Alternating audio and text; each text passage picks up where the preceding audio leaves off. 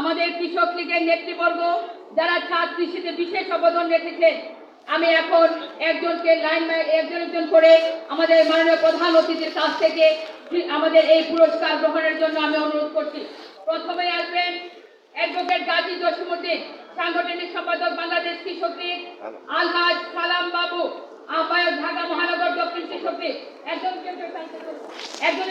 সালাম বাবু, আলহাজ সালাম বাবু, আহ্বায়ক ঢাকা মহানগর দক্ষিণ কৃষক লীগ। আব্দুল মতিন মাস্টার, সদস্য সচিব ঢাকা মহানগর দক্ষিণ কৃষক লীগ।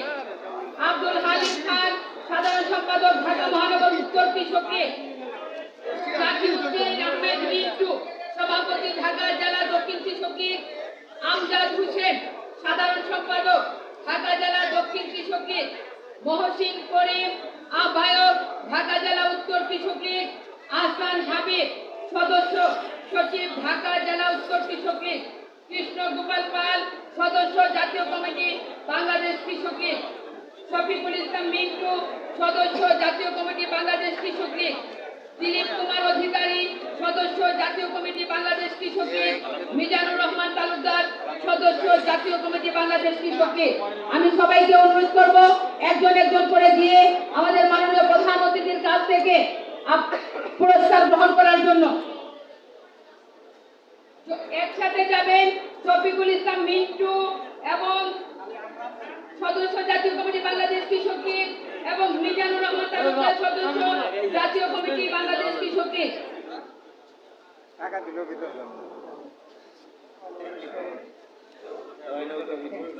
মিন্টু এবং দিলীপ একসাথে যাবেন, একসাথে পুরস্কার গ্রহণ করবেন। মিন্টু এবং দিলীপ।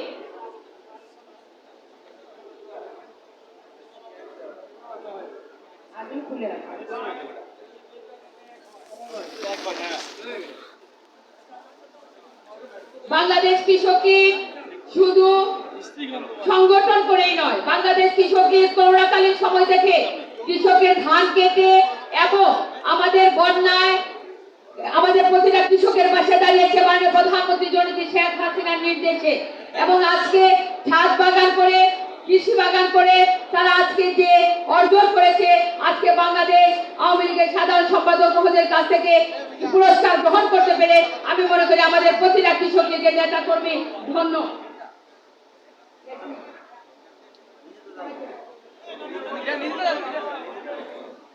এখন আমাদের সামনে বক্তব্য রাখবেন যে মহেন্দ্র খনের অপেক্ষা করেছে বাংলাদেশ কৃষক লীগের প্রতিটা